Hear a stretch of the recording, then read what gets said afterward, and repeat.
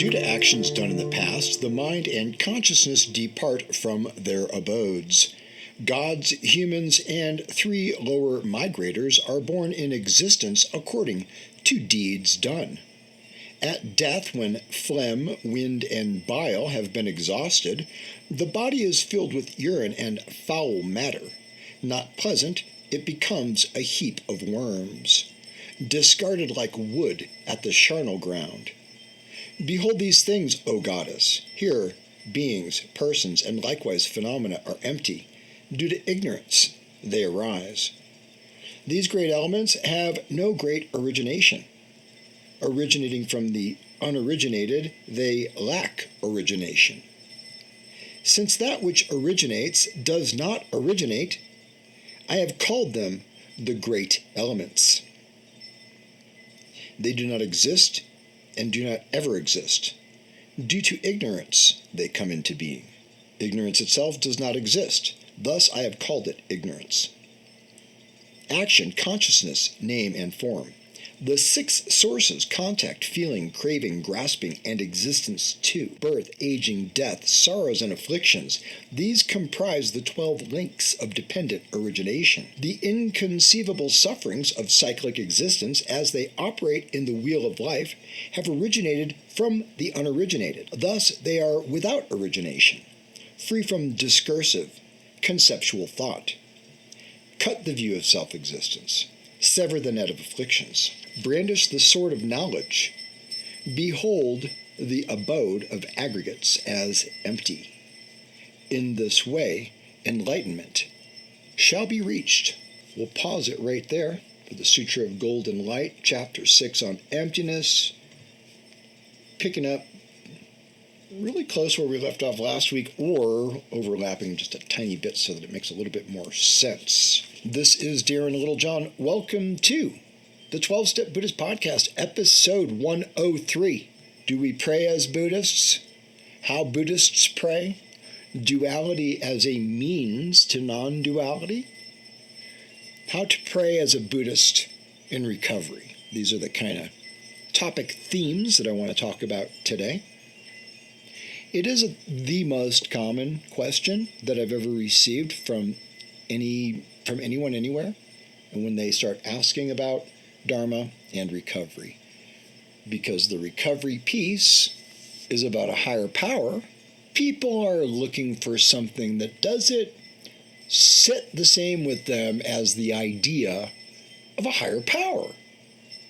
And it's not that hard to understand if you've been listening at all, and I think most people in recovery really do know this anyways. Say intuitively, it's fairly undeniable. It doesn't just have to be because we came from, say, the Catholic Church, which was for some people oppressive, or something else where they felt that there was a punitive sense of a higher power, or even not having anything to do with any kind of religion or spiritual approach. For many of us, powers greater than ourselves have been a source of abuse, suffering, pummeling, raping, and just taking advantage, dominating in general, even not even on a sexual, physical type of level of abuse. There's such a range, as we have discussed. Read the 12-Step Buddhist.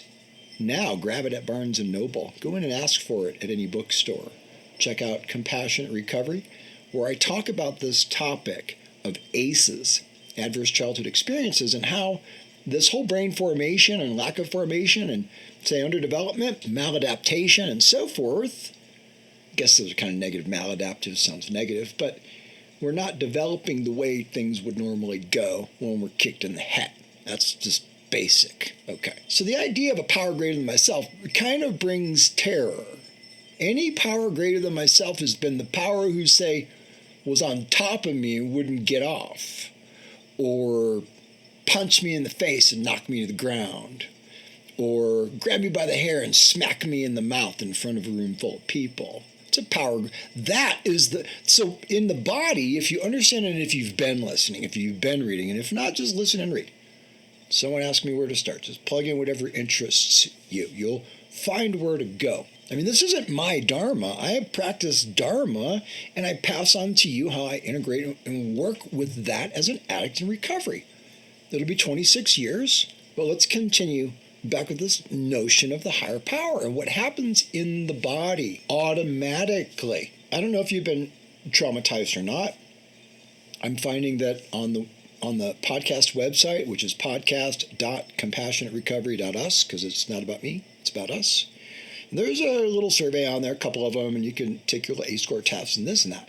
And, most people, good 90% of people who go to the site and take that test are 4+. And 4+ in the ACE range is a hell of a deal to have to deal with. And most of us aren't such soldiers, I'm just, as my mom used to say, we're born in Chicago. I was born in Chicago, she's like, you're bullheaded. And if you think of a bull, you're facing off with a bull. A bull's just going to ram you. Bull's not flexible, right? And bull's coming forward. I don't really break so easy, except for, time. Time does that to a person, I'm finding, at 61 years old. Although I don't look it, because I do a lot of yoga. But here's the thing. Been a little yoga break. Now I'm going back to it. Picked up 3 classes. Looking for a recovery yoga space so we can do a heated yoga class. It's going to be really cool. I'm just getting back into the swing. But that's the stuff that I do to heal from this amygdala fire alarm system that's like ding, ding, ding, ding, ding, ding, ding, ding, ding, no matter what. I mean, there's no reason for anxiety. You struggle so many times to cognitively search for a reason why this is happening. You tell someone how you feel. They ask you why. You don't have a good reason. People simply do not understand if they don't have the experience. So when we have complex PTSD, when we have hypersensitivity to being touched, hypersensitivity to people coming within our boundary space. All of these are on the topic of higher power. Everybody, this is what we're talking about, okay? How do Buddhists pray, for one thing? How does one pray as a Buddhist in recovery, for another thing, okay? But let's just talk about why we're talking about it, which is because a higher power is the thing in AA, NA, all these 12 steps, even if you go to treatment, they're still going to say you got to find a higher power because it's secular, not whatever. So the deal is, yes, that's actually true. You do have to have a power greater than your own view, your own perception, your own results, your own conclusions. So there's the conclusions and there's the behaviors that follow. And so when our, when our ethics and when our within our self-well-being of super self-compassion and being alive and in love with life and aware of the vibrancy and the rarity and the relativity of experience, and we're all in this, man. After a while, you got to see we're all in that. You don't want to be really bad to each other because really are all in this. Buddha really nailed this teaching. But when we talk about the extra layers of suffering that come from abuse in childhood or whatever, in adulthood as well, traumatic events in adulthood and so forth, but for all of us, really at a really primal level, we're born vulnerable. We're mammals. We cannot survive without love and affection. And if we have strange vibes in the womb, in early childhood, early development, growing up into, adolescence, teen, young adulthood, and on, trust is the thing. Like, how am I going to trust something, right? How am I going to trust anything? Well, my body doesn't trust you. You're coming close to me. My body tenses up. Do you relate with what I'm saying as we're talking about this, as I'm trying to dialogue this, with my listeners and readers? And what I'm trying to get at is that it's not so easy. It's easy to mouth the words and say, yeah, okay, higher power. But when it really comes to turning it over, which is a step 3 thing in the 12-step program, when it really comes to that, it's really tough, because the actual application is really, really deep within us in our meditation. And so that brings us into this point of prayer. So what is prayer? Everybody knows what prayer is. If you've ever been in a situation where you're completely powerless, I think we all just pray naturally. If you haven't, okay, we should talk about that. It would be an interesting conversation. But old Duffy in AA used to say there are no atheists in foxholes, and a foxhole is what you dig in the ground when you're in the battlefield there in war. When you're in the foxhole and the bombs are blowing up and there's body parts and you can smell blood, most people would pray. Most people pray to something, okay? So you already know what prayer is, but, let's talk about it. How is it in the sense, maybe? Let's not talk about what's wrong with other ways. Let's just talk about, I'm just going to talk about the way that I pray. And the conceptualization of non-conceptualization. So the duality of me, a subject, and you, or say a deity, a God, a higher power, something out there, an object, a subject, object. That's two things. That's two things that have a barrier between them. There's me, the center of the universe, from my perspective as an individual. I used to say this in AA. It was pretty funny. And sometimes people wouldn't get this joke. And I'd go, hi, I'm Darren Littlejohn, center of my own universe, and hopefully yours too. And it was a joke, but it doesn't land on normies very well. But addicts know what I'm talking about. We know the self-obsession, right? And the self-absorption and self-aggrandizement and the self-deprecation and all the abuses of our multiplicity. And remember, we have the multiplicity. And you guys, I'm going deep into this now in the next book in the Compassionate Recovery series. And we're going to get real into some of these things. I've been practicing this for some decades in relatively similar ways of understanding that, the self isn't just this one concrete thing, this one solid thing, but yet we kind of cling and clutch and grasp to, not kind of, but we grasp, as Buddha said, grasping, at our sense of something we really want to grasp. And there's a fear. So what's the fear of? Death. Freud, however, probably death. Most of us. Maybe the wind blowing. It depends on all these factors, and genetic, and biosocial, and karmic. It's all karma from a Dharma perspective, from a Buddhist perspective. It's all our deeds, as it says in the Sutra that we read. And there's something else in the Sutra that I just want to nail. Well, remember, we had this last week, like a man who runs to an empty village and resides there among soldiers and thieves. We're empty. And this is what the Dharma is saying here. We're empty. And we're like, what? You're like, what? And a lot of teachers won't want to talk about it, and a lot of teachers start with it. And here we are with this, and it is a sutra. It's not a tantra transformation that this is. But, honestly, it's pretty, like I said last week, it's pretty powerful and deep. So this is the part I want to talk about in prayer. Brandish the sword of knowledge. Behold the abode of aggregates as empty.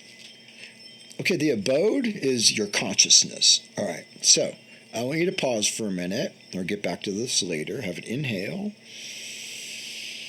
Fill it up to the throat. Pause there with your throat relaxed and empty, and then let it go. Don't push, just exhale. And notice what the psalm says, the tabernacles of the secret place of the Most High. And that's not even Islamic, that's from some deep Middle Eastern, really old wisdom. The secret place, is the abode. And what's the abode? Well, where the office is, the CEO, like the you that thinks you are you, right? So have an inhale. Exhale, relax. You pause and linger in that exhale for just a moment and be relaxed. And just keep repeating that. Just keep doing that. Nice, but don't get hyperventilated, right? Just take an inhale, exhale, release. Listen to what we're talking about. Consider it from this point of stillness within yourself. And this is where you can receive teaching. It's an empty, open cup and not a pot upside down, right? And what you're going to receive is Dharma, and the Buddha taught the Dharma. And then when you have the Dharma, you know that it's a noble truth, okay? So you receive a noble, that's higher than normal. It's not mundane. The Dharma points right to the truth of how to quit our addiction to suffering. and our addiction to the cycle, the samsara, the cycle, the infinite cycle. Have an inhale. Exhale, release. Notice the 5 aggregates, the senses, forms, consciousness. Just absorb and be aware of the whole experience that you're having. Head to toe, inside and out. Now, if your experience is distress and it's uncomfortable, put your hand on your heart. Put your hand somewhere comfortable. Have an inhale. Imagine you, little and long ago. Exhale. Maybe sad, maybe terrified, maybe long-term chronic acute stress, who knows, but afraid. Inhale. Breathe love right into that child's heart. Exhale. Give yourself what you would if you could step into that room with that baby right now. That's self-compassion. Hold that space for yourself, but inhale and exhale, and just pause and linger on the exhale, and notice the 5 aggregates. And the abode is the you who's trying to notice. It's the you who's trying to meditate. So let's do the practice. Are you ready? We're going to take a look at who's looking. Jump back, jump back. The Godfather of Soul had it right when he led with his heart. He led with his chest. So we received the knowledge of the Dharma, which is the wisdom of the Buddha, which is none other than our own nature. If you study and listen, practice and understand, evolve and develop, we come into an understanding that this exists, that this is a real thing. The Dharma is a real thing, and it touches us somehow in the abode of the 5 aggregates, like the whoever is meditating, the whoever is experiencing, the whomever is sitting there on the Buddha chair, and you're quiet and empty, and you're not holding on, and you're listening to the teachings. Like it says in AA, like only the dying, the willingness that only the dying, the foxhole man, the bombs, the alcoholic father coming up the stairs, okay, the turn of the door handle, the terror that we feel at trying to turn something over and trust something else. This is where the Dharma needs to reach us, okay? And I do this, and I don't know many people who do it this way, who instruct on it this way, because the reality is most of us don't want to be aware and face that if we haven't, and it's difficult even if we want to, and many are in denial, and the rest don't have any understanding of what this feels like to be a high ACEs addict in recovery, trying to sit still with our physical experience and body experiences. Get into Tai Chi, get into yoga therapy, get into somatic therapy. Learn how to be touched in safe ways, if it's really impossible.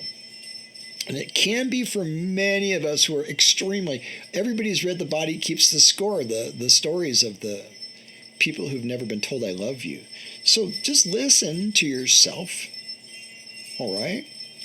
And understand that it's hard to pray. But if you really want to pray, in the moment that you feel like when we need to pray, we start praying. Hey, God, gods, Jesus, all Buddhas, all enlightened beings, all Holy spirits, all wisdoms, Mahasiddhas, the spirit of the mountains, spirit of the elements, the powers of the north, south, east, and west, earth, air, fire, and water, the power of now. People like that one as the higher power. Inhale. And notice the insubstantiality of all material phenomena, including thoughts. Exhale. And as you linger in the relaxation of the exhalation, pause in self-compassion and understand where you need to pray from. And that's really key. Turning it, instead of just praying as a reaction to a terrifying what have you, or pleading for however, we're doing it intentionally. We're setting it up. We're creating the meditation space. We're beginning our practice with the dedication, intention of helping all beings. We're doing our practice. We're fostering concentration, meditation, compassion, or trying to understand emptiness, nothing's really real. It's a movie projection. But your mind doesn't get it and won't get it. And that's why you need the sword of knowledge. Brandish the sword of knowledge. But it says in the Sutra to brandish this. Brandishing a weapon is a felony. You can't just go out to the neighbor with your sword. But this is really what this is calling for us to do. But within ourselves. Not mouthing the Dharma to other people. Not trying to tell other people what they need to do. But understanding within ourselves how we need to apply this understanding. How does a Buddhist pray? The prayer, my friends, is in sitting. Sit like a Buddha, sit as a Buddha, sit knowing that you've received Dharma teaching. That is your sword of knowledge within yourself. Brandish it, slicing between the subject-object duality.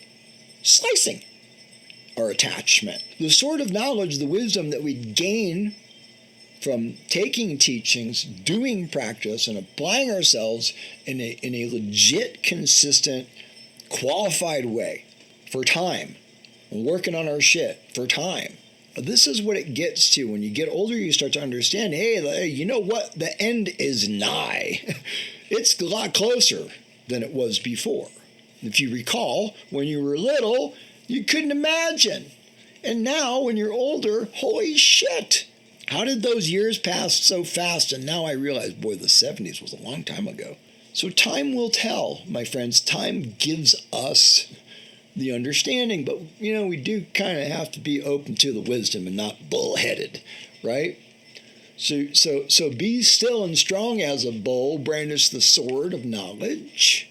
We use it within ourselves to try to understand and have compassion for who we are and what our experience is. And when we get to the part where it's just rough, when we get in there and we feel where the work needs to be done, that's the place where you slam the book and leave the room pissed off. Maybe that's the place where you got triggered to use over time. Learn where to pray from. And then you can talk about how to pray and what to pray to. And just talk like you're in the car, Jerry Seinfeld, comedians in cars having coffee. Or you can be running up that hill to make a deal with God. God is not our Bush League pinch hitter. Your higher power can't be your ego and your lies. From the Dharma perspective, all a lie. It's all fake. It's all fake news, people. It's all a projection. But we have to see it. We have to see this and experience this on a three-dimensional level. So talking about prayer, the prayer is the action. Watch their feet. Sit in your meditation position. This is your prayer with your body. Have an inhale. Find that spot you need to work on. Let go. Exhale. Feel it.